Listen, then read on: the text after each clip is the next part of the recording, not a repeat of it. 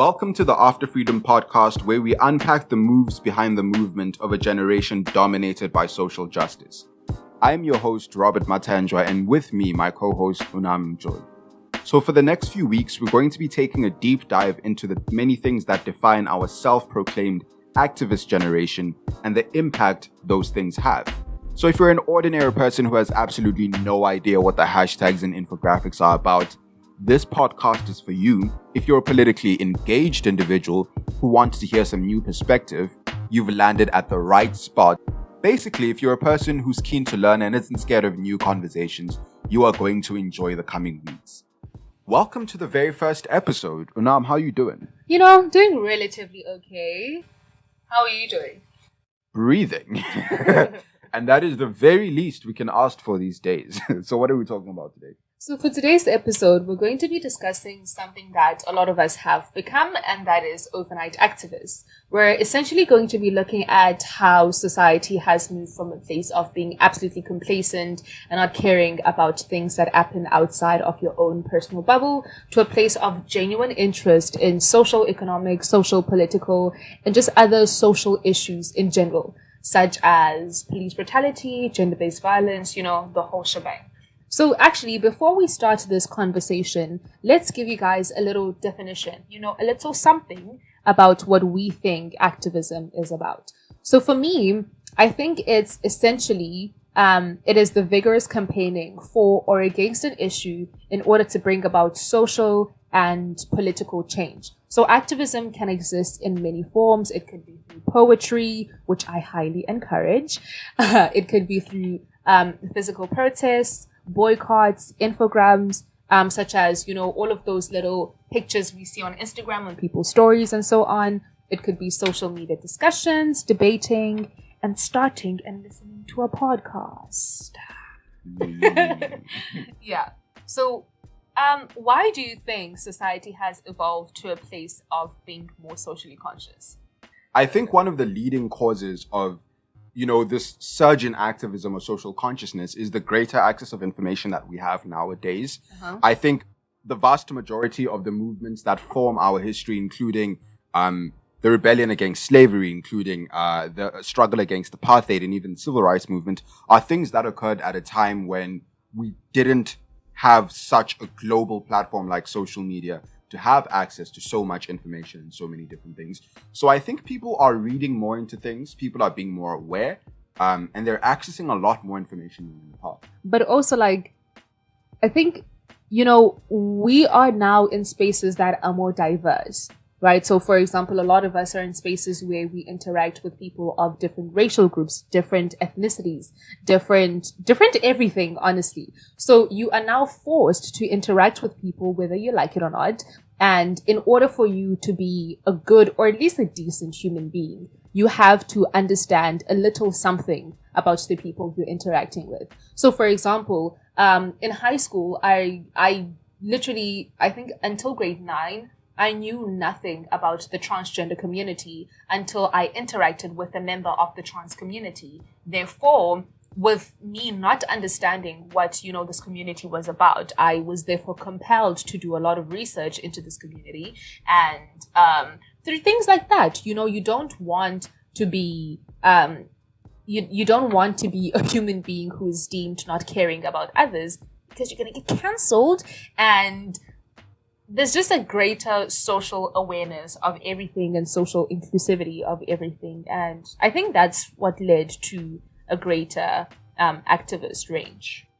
And also, pre these liberation movements that we've had, like the struggle against apartheid, through legislation, that very rarely happened. A lot of the time, people were separated based on race, based on aspects of their identity. So you never really got to see people.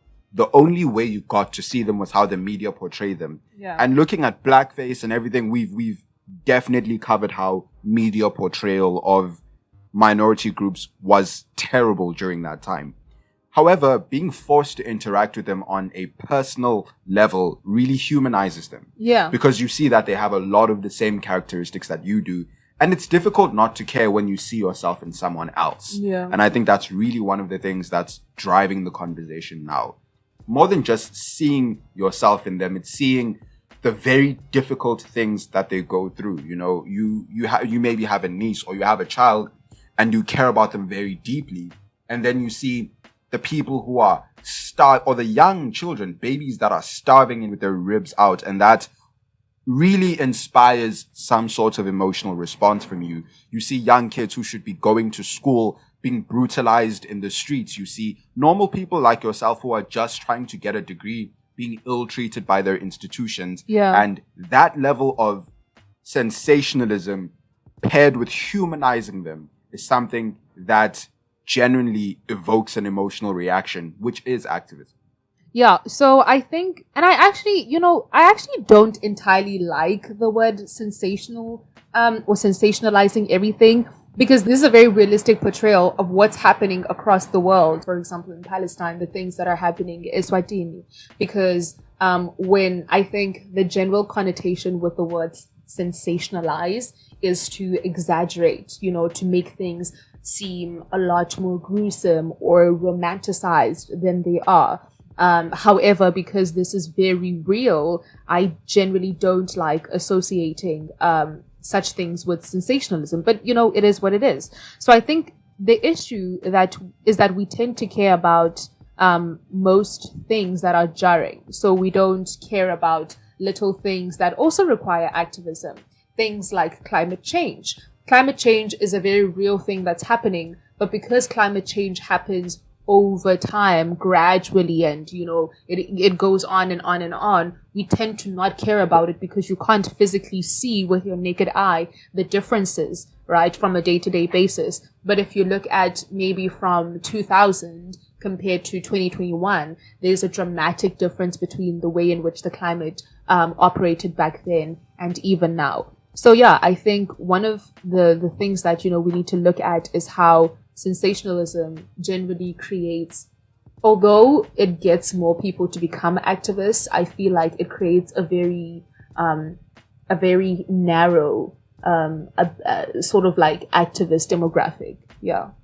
Yeah, no, I get that. And for me, the reason why I would say it's sensational is because more often than not, I think when people, report on these issues, it's never with the intention of, some of the time, it's never with the intention of providing objective facts, but more so with the intention of evoking an emotional response, a sensational response. And I don't want to say that as if it's a malicious thing, because information or news and media is meant to make us do something. So it's very necessary to get into a space like that. But yeah, I completely agree with you on where it takes the situation. And I think what's also important is that even in that paradigm of sensational activity, what drives the conversation a lot is people from those groups that are disproportionately affected being able to speak out about it in ways that are more powerful than ever before. And I say this because the structure of racism or the policy around it was to make sure that minorities or people who it was designed to harm never got educated. And that's not some conspiracy theory. You can look at budget allocations for Bantu education in South Africa and you'll get the exact same framework. Mm-hmm. But now, because we're in a democratic framework or we're in a democratic paradigm, what's happening is that a lot more people are getting educated. The number of black graduates from 1986 to 2012 has increased 16-fold. So those same minorities that now have education of how these systems are operating are now able to use them to drive their own causes to the finish line, which I think is such an incredibly valuable thing. And it's one of the major causes for such a socially conscious generation. Just before we continue with this conversation, I think it has become a norm, and it's literally embarrassing for you not to be socially aware. So, for example, I know that my friends are going to hold me accountable if I decide not to learn certain things. And I know that that's true for a lot of people too. So, in order for you to fit in, quote unquote, you need to know something. And it has become socially unacceptable for you not to know, which I feel like has both positives and negatives to them. But we're going to get onto that.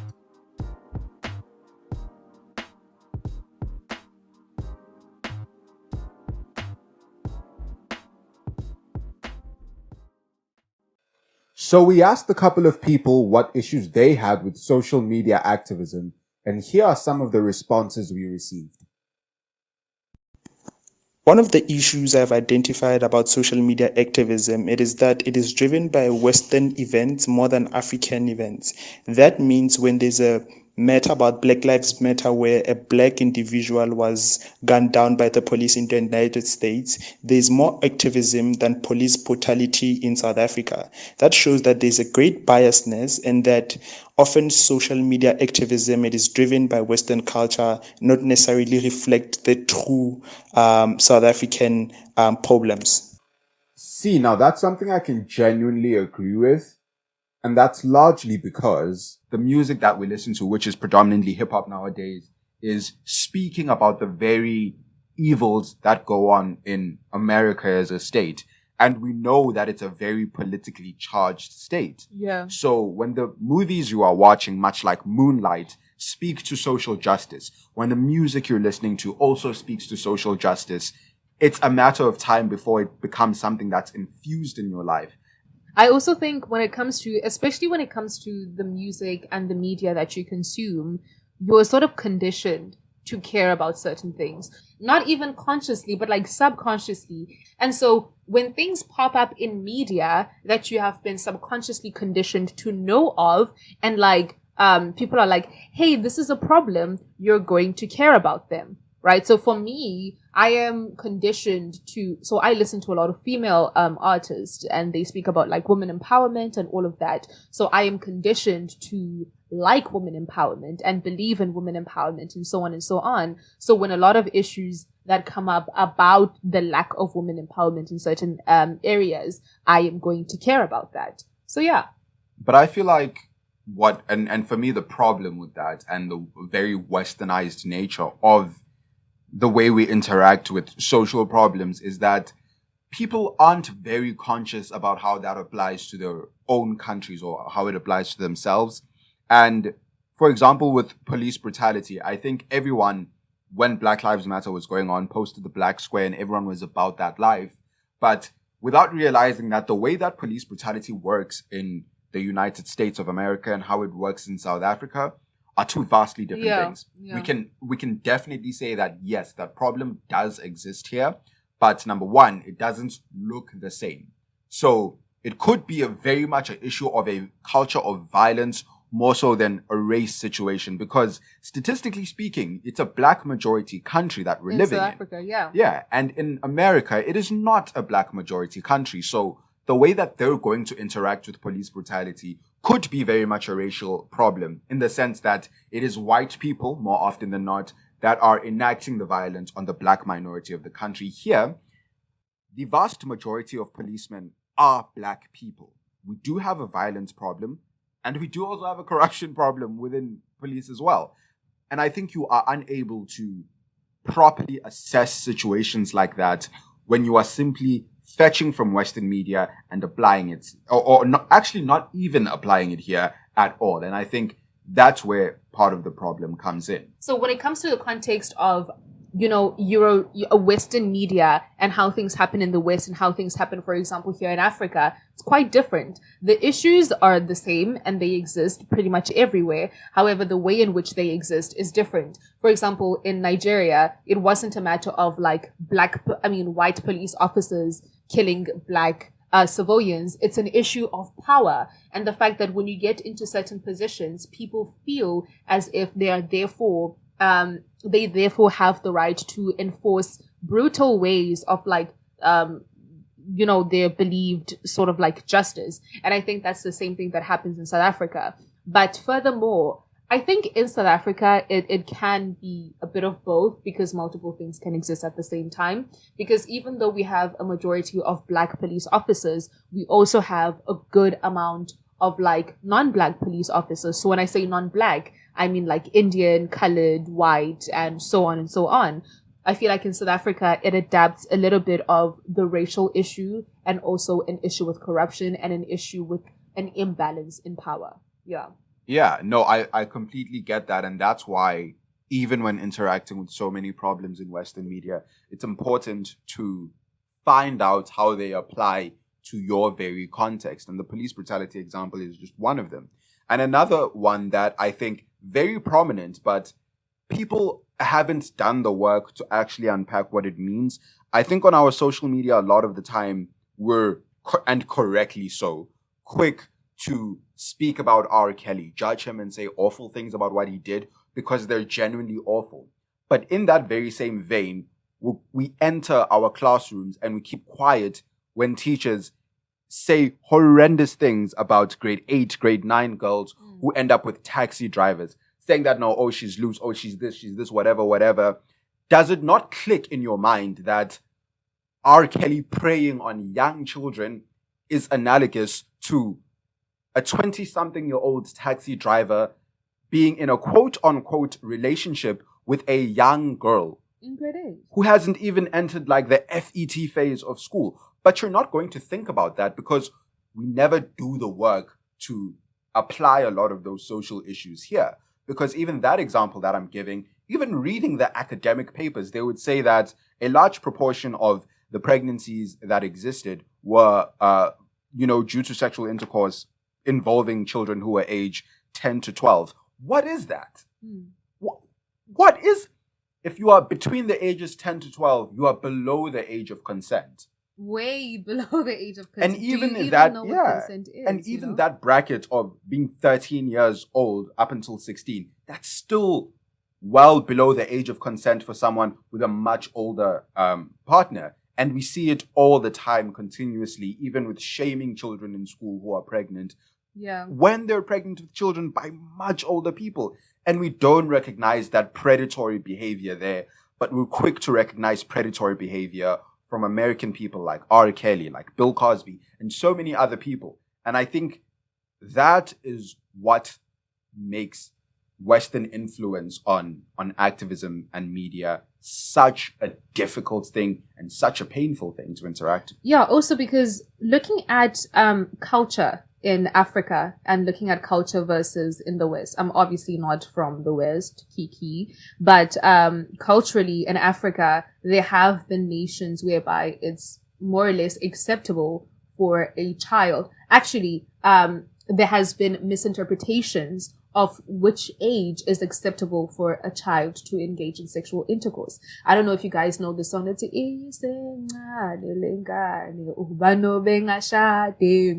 so if you don't know that song, basically a very quick translation of it is this child is too young to get married. Who would get married at such a young age? That speaks to the cultural sort of like cultural dynamics that we have. The fact that the West misinterprets what African culture is and feeds it to us back in that misinterpreted form. And we eat it up. We eat it up like some nice ice cream. We drink it up like soup. That's what we do. And I think that's why a lot of people have villainized things such as Mhlangeni, right? A lot of people have villainized a lot of things that are associated with just like African pride in general, right? So I think that's something. Yeah, actually, even with ilobola, the whole concept that when someone pays ilobola for you as a woman, they're buying you. What the hell is that? What the hell is that? And even though we are all overnight activists and we are activists and we are, as soon as something comes from the West, we are willing to jump on that train. A lot of us are quiet about a lot of things that happen within our own continent, within our own country. So I think a lot of work needs to be done into us just like de-Westernizing. I don't know if that's a word. Yeah, de-Westernizing the concepts and the understandings that we have just about like the world in general.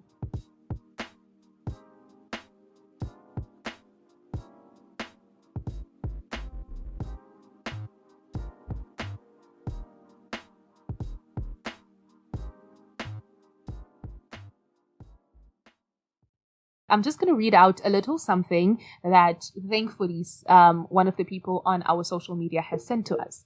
So she says, social media activism for me is very performative, even for pages with big following. I understand there are a lot of problems, but to an extent, I do feel as though it is performative. When I say they are performative, I mean that social media activism is only for show. People post about problems when they are trending, true, and go silent when the fire has gone down. For example, the Black Lives Matter movement. People were super active when the movement was trending. Facts. So in conclusion, social media activism is only a trend And that's the issue I have with it. I hope it makes sense. Girl, believe me, the thing makes a lot of sense. I think when you look at the support that came from Black Lives Matter, or every single one of my friends simply agreed with it. They were like, yeah, this is good. And it's not that they didn't have information. They had the information of there was rioting that happened, there was looting, there was so many different things that were going on. But they agreed with it then and there. And some of them did essay speeches on it, whatever. But the second that those exact same mechanisms became applied in a South African context, where they had to engage with, businesses are being looted, things are being stolen, things are happening, then the dynamic completely shifted. People switched to, and again, I'm not saying that the opinion that looting is incorrect is inherently racist, but the conversations online did quickly turn to a racist standpoint where people were like, now we understand why everything that was happening in apartheid happened, whatever. And that's something that can simply be averted by applying a lot of the theories and a lot of the activism that you post on social media to your personal life. Because I'm not going to say that the looting that happened in Black Lives Matter was fine. I'm not going to say that, because it is just for you to think it's okay, and it is equally just for you to think it is not okay for that to happen. But in order for you to have a realistic opinion and a realistic and consistent approach, you're gonna need to do the work to apply it. It should never come at a time, or it should never only click when it becomes something that actually happens in front of you, because then, because of how fast you are to react, because it's important for you to react that quickly, you may not come up with that educated and informed opinion from the get-go. So the lack of self-accountability and self-awareness for me is an issue. Yeah, and I think when we speak about Western influence, for me, that translates to the very heinous issue of xenophobia in South Africa, whereby because we have so much influence from the West, we care. Hey guys, we really care about what happens. And I'm not saying this is inherently wrong, but how can you care about what's happening in your neighbor's house if your house is on fire? It just doesn't make any sense to me. So we care so much about issues that are happening elsewhere, and that's okay. But because we don't necessarily care about the violence that people within Africa face, the violence that people and sort of like the poverty that people in Zimbabwe face, and therefore they have to immigrate and move to South Africa because of those dire situations, we are therefore going to be xenophobic. We're going to propagate these ideas of, oh, they're just lazy. Why can't they go back to their countries? Which in and of themselves are very problematic. So like, because we don't even care about the context of Africa, it makes it much easier for us to dismiss any real issues that are faced by other people who are within the realms of Africa. So it's very easy for a lot of people to be like, oh, what the Americans are doing to like the Mexicans and building the wall and stuff is unjust. But when it comes to what we as South Africans are doing to people from Congo, or doing to people from Zambia, Zimbabwe, all of these nations, we're like, it's not so bad. And I think that comes into play, and that speaks to this idea of like holding ourselves accountable. And I think for me, it all comes down to a very individual level. I think personally, people find it easier to deal with things that are at a distance from them. The more personal something gets, the more difficult it is to deal with it. It's very easy for you to post on your phone and to be on, and I notice this all the time, that people are always willing to support the issues on their phone, but when they have to deal with an institutional issue where they exist, the problem starts. Yeah. Because I've been in situations where I was like, there's a person who's being unfairly treated by the organization that I'm a part of right now, and I'm going to make it a problem that I make sure that this is heard, and I'm going to make sure that it goes all the way. And the exact same people who are my friends who post on social media, when it got to that problem, they'd be like, I don't want to step on other people's toes, or I don't want to overstep my mark. What do you mean? Do you mean that the exact same thing that you're posting and advocating for is something that you're scared to practically apply now that it's personal to you? I think with what you said, it speaks to how performative social media is. It speaks to how a lot of us exist on social media is a different world. Honestly, it's very different from our daily lives. Number one, the life that we live on Instagram is not necessarily the life that you live on a day-to-day basis. I'm not going to post on Instagram the fact that right now I chopped all of my braids off and I look like a freaking... Y'all don't know how terrible her hair looks right now. My hair looks ridiculous. But I know that tomorrow I'm going to get my hair done and I'm going to take pictures and I'm going to look fire. Post. And I'm going to post, right? And everyone, well, maybe not everyone, but a heck ton of people are going to enjoy the hairstyle that I have. And that's not an inherently bad thing because that's personal. That's all about me. But when it comes to activism, that's about real issues. That's about people's lives. That speaks to real problems that exist. So for you to simply post a black square, post something that says Black Lives Matter and keep pushing is not enough. Even though we can be very grateful that social media exists, I remember during Pride Month in June, there was a school that basically shamed and had like some real issues. I forget the name of the school, and I don't think I'd be able to say it even if I remembered. But they had some real issues with kids, you know, having a pride flag and enjoying themselves during Pride Month. And because social media was so invested in what happened there was some real and actual change that occurred within that environment where that school, you know, went under investigation and all of that stuff. So there are some real things and some real achievements that social media has, but simultaneously, a lot of the activism that exists on social media is very performative. And I think I don't want to take away from too much and say, yes, it's fine. Sometimes being performative is not inherently a bad thing because two reasons, actually. Number one, you provide information to people when it's necessary. You educate people more on the important things.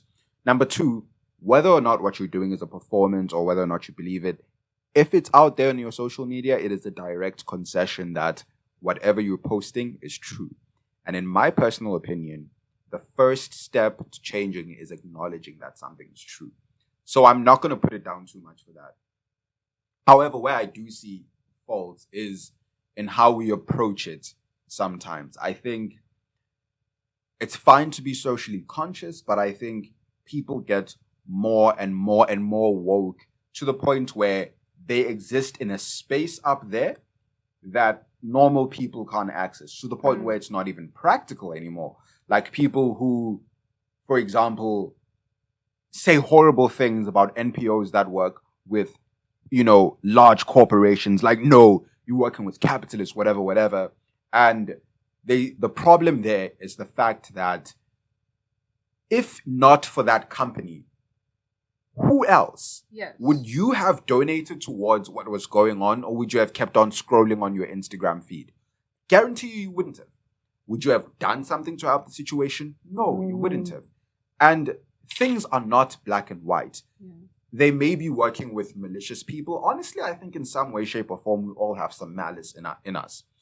And they may be working with those people, but they are feeding children who are in poverty, and they are fixing real problems through that money that you wouldn't have been able to give them. And that's not to say that they're doing... Even if you wanted to, you're broke. So am I. So is Timby. So we're all broke. And that's not to say that accepting money from them is something that's good, but it is to say that it is not something that is objectively awful. And I hate the fact that we've moved to a space where we clearly categorize people or institutions as objectively bad or objectively good, when we ourselves, as individuals, as people, exist in a gray area.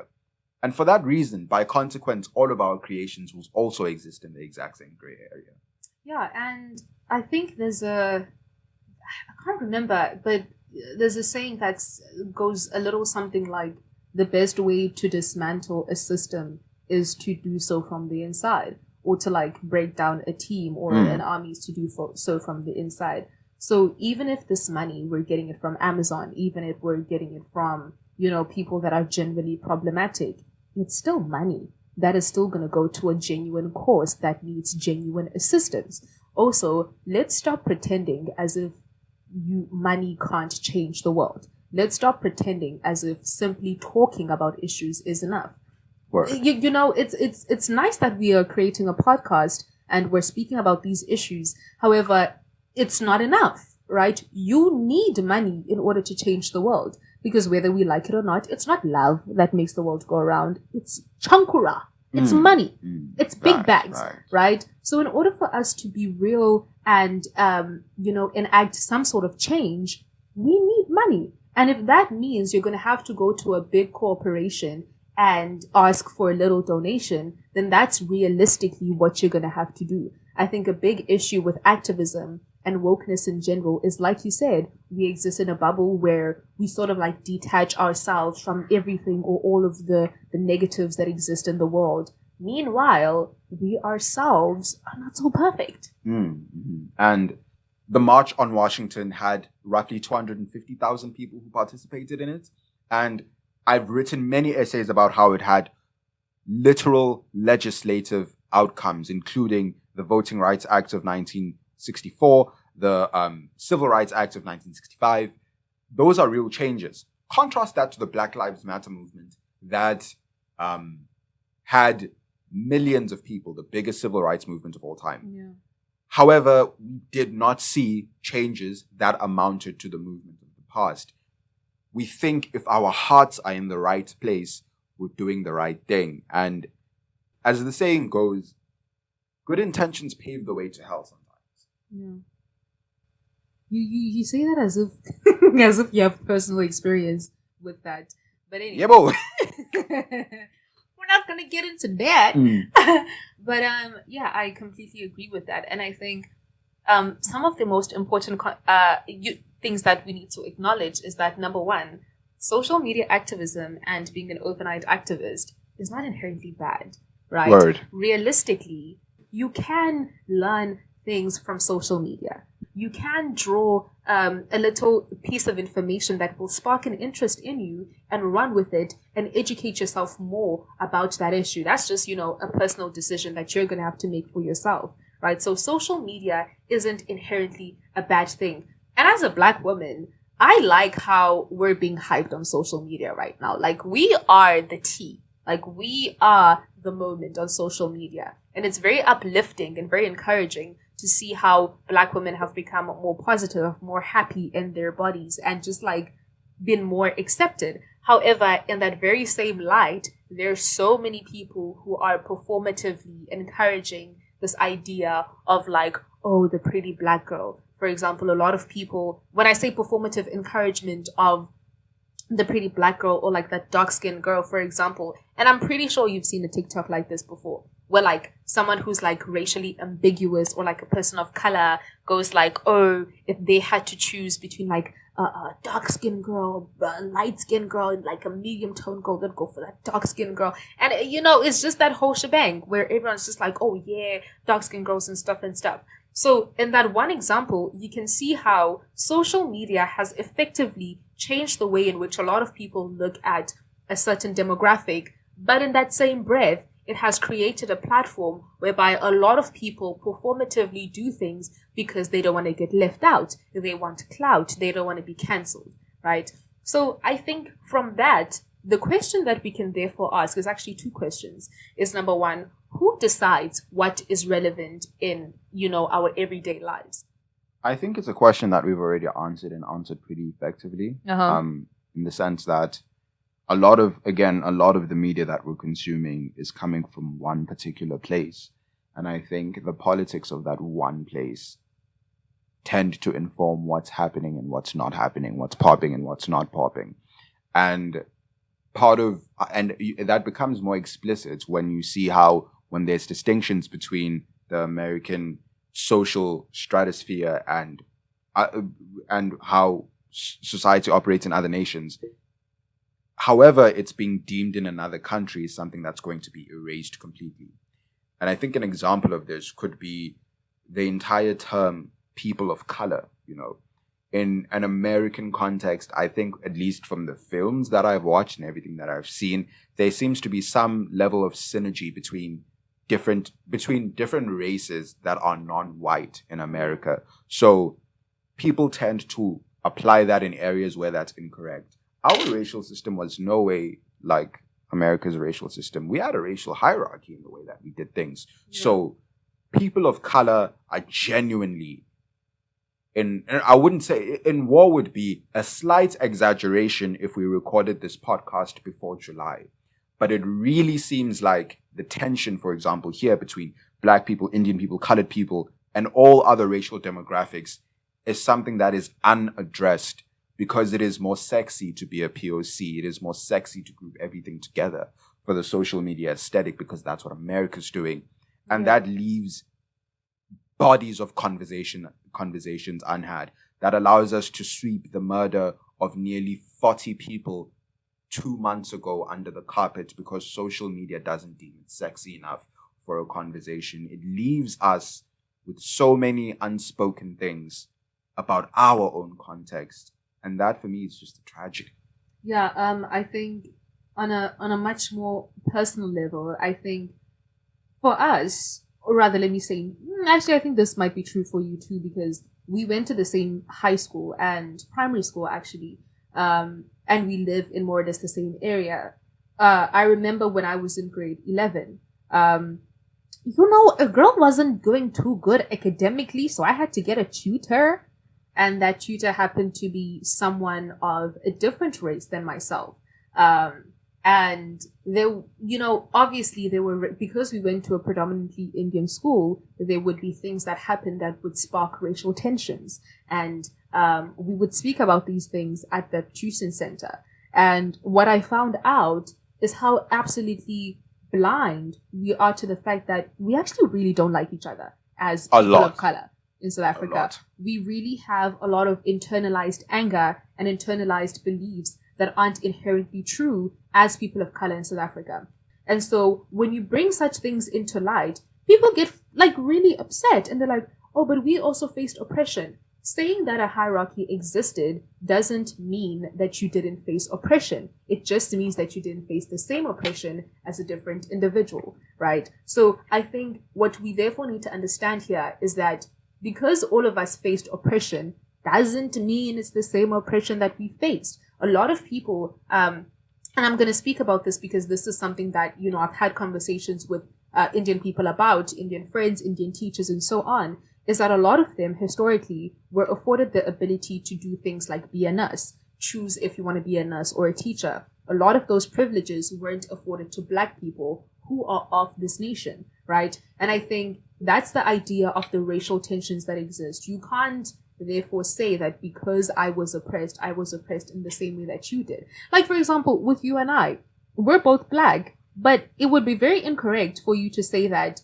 you and I are oppressed in the same ways because you're a man and I'm a woman, right? Oppression exists for both of us, but it's very different. Yeah. And I think just from there are real casualties to ignoring conversations like that. Like it's, and for me, this my personal experience with it, and this is why I've always been someone who's spoken about it, is because it's not nice. Like, it's not nice having to study the entire night, go to school the next day, write 2 back-to-back exams, and in the middle or in between them, have to deal with being called a blacklist by a student. And, and that was a real situation for me. That happened, and the kid I was standing next to just laughed, and I'd never felt so defeated in my entire life before. It's not even that. It's having to sit in classrooms where your race is dissected in the most disgustingly, disproportionately dumb ways you can ever come across. And people think that that's okay. People think that things like that are fine, and that's really, really not the case. What it looks like for someone like me and what it looks like for someone like Unam is having to spend more time fighting because you are Black amongst other people of color than being able to focus on your own studies. And that is truly messed up. Those are the casualties to ignoring real conversations that need to happen here. Those are the casualties of the current wave of activism that only considers conversations important insofar as how sexy they are for Instagram. And that is totally unacceptable. Yeah, and I think we, to some extent, also do a little bit of performative activism, right? As to some extent, let me speak for myself, actually. There are some cases, and I think this is going to transition into the next thing we're going to talk about, which is that there are moments where, because I'm still researching on a different topic, but because something else is trending right now, I don't want people to think that I don't care about what's going on elsewhere. Therefore, I will post about that. But genuinely speaking, I know nothing about what I'm posting about, right? So, for example, I have decided that because there's a lot of research and there's a lot of information going on about like racial tensions and so on, I feel like there are, there's a good amount of people focusing on that. So for me, as an able-bodied person, I've been personally doing a lot of research into how my privilege affects disabled-bodied people, how I have to learn sign language because it's just unfair for people to have to struggle to communicate with me, people who, communicate through sign language, right? But how rapid things are happening is sometimes a little bit unrealistic for us to expect people to know everything about every social issue that is happening across the world. And again, I really want to lean into the conversation we're having, but I just wanted to throw in a little sidebar about something we were communicating about earlier, which is people having a misunderstanding about, the hierarchies and all of that. So this hierarchy is not like a conspiracy theory that I'm throwing out there for the fun of it. I would love people to look into the budget allocations for Indian education, Bantu education, and colored education during the during the apartheid period, and that will become very explicit to you as to how education was structured. And again today, people are like, "Oh, apartheid's over. You need to get over it." Think about it this way: on April 27, 1994, you, along with many other people, voted. You got up from your house, you took a bath, you went to a poll, you voted. What happened after that? You walked, you got in a taxi, whatever, and you went back to that exact same house you were living in before that. And a lot of you are still living in the exact same homes you were living in during that period of time. It is a matter of fact that they may have been a democracy on paper, but the reality is, for a lot of people, things have not changed. And if you want to view it in such a way that everyone was oppressed, think about it this way. I've worked in many schools in Guamashu or many black-dominated areas, and the facilities in that school do not look even half as great as the facilities in some of the white and Indian schools that I've been to. That in and of itself should show you that there are disparities and there are levels to this energy. Understand that in order for people like Unam and myself to attend the schools that we go to and do the things that we do, our parents had to make extreme sacrifices. Y'all. For us to enter the kind of facilities that other people of color were afforded during apartheid. Think about it that way. My school has been around since 1973. In order for me to access that in a post-apartheid South Africa, my mom has had to come home late and leave early in the morning. That's not equality. There's no conversation about equality and equal oppression from there. So for me, it's not just about complaining anymore. It's about how can we improve our current activism to reflect our nation, to reflect the world that we're trying to build. Yeah, and I think for me, that is a very true statement. However, something that I've learned from my mom and my dad, especially my father, is that, and when I say this, I'm speaking specifically, anybody can apply this to themselves, but I'm speaking specifically to the Black demographic, where it says it's not enough for us to just complain. Yes, there are a lot of injustices that we face on a day-to-day basis. There are a lot of injustices and things that happen to us that we genuinely have no control over. Like the fact that majority of Black people in South Africa, Black students in South Africa, have to learn in facilities that, are just absolutely ridiculous, or a ridiculous space to learn in. It's not enough for us to just complain anymore, right? You actively have to change yourself for the better. It is true that you face racism. It is true that a lot of people are racist to you because of the color of your skin. But you have to make a conscious decision not to be that person anymore, not to subject yourself to those same institutional biases or those same institutional stereotypes that exist. I'm not saying that you're choosing to engage with racism and that you're choosing to, interact in spaces that are racist, but it's not enough for you to sit around and be like, well, the government is not doing anything. Yeah, and then what? And then what? You're still going to be living in a situation, in a state of poverty. Yeah. So it is therefore imperative for us to, yes, acknowledge the issues that exist, but also think about how can I, as a person of color or just a person in general, move myself forward in a way that is beneficial for me and my demographic. I think the best way to summarize it would be, it's not your fault that you're in the position that you're in, but you do have the power to change the position that you're in. Yes. And with that, I think the one thing, or like the things that I want people to take away from listening to this are very simple. It is that the issues that we have here in this nation are issues that need more attention. So that means following pages or reading into information sources that provide that kind of attention to these issues.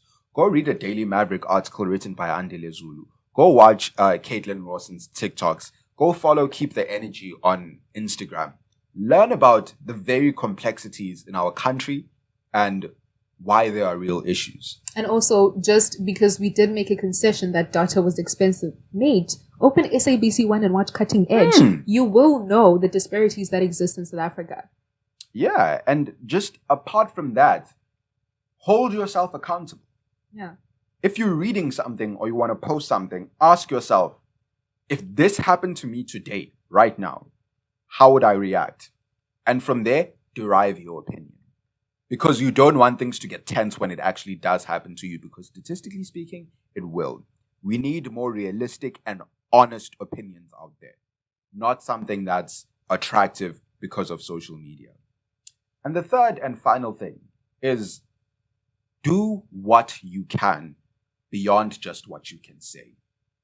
If you have 5 cents, donate it to someone who's going to use it in an impactful manner.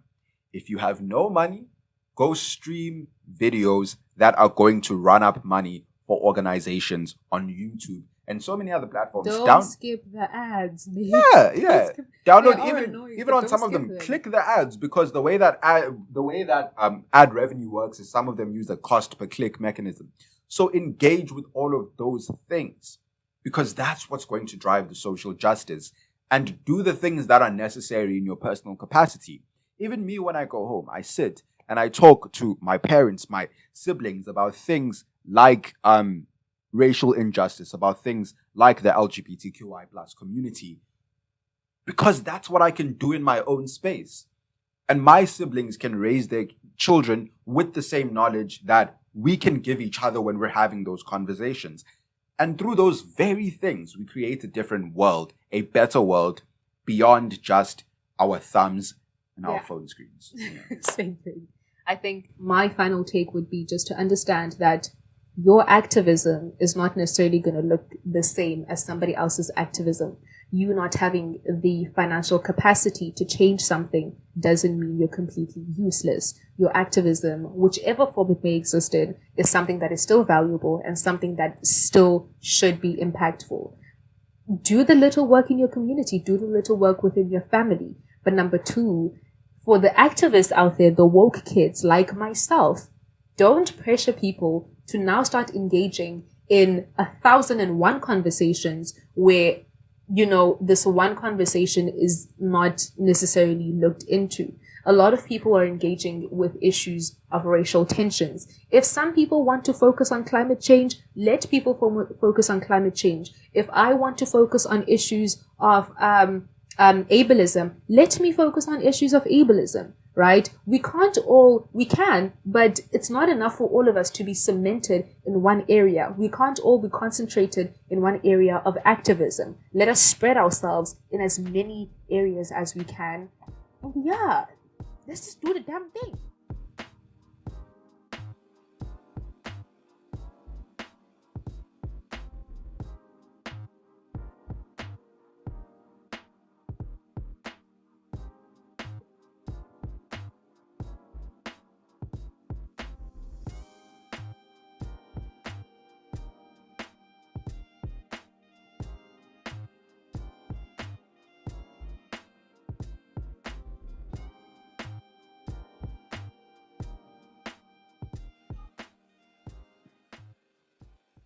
All right, that brings us to the end of the very first episode of the After Freedom podcast. We hope you enjoyed the show. Don't forget to follow us on Instagram, Twitter, TikTok, and Facebook at After Freedom SA. Follow me on Instagram at Rob Mathenjwa. Follow Unam at u.nam M. Don't ask me where that username came from. And tell us what you think about the show. Tell us what you think we should talk about next and what we can improve. And that's it from Mjoli, Sati, Nonina, Mushe, Mjoli.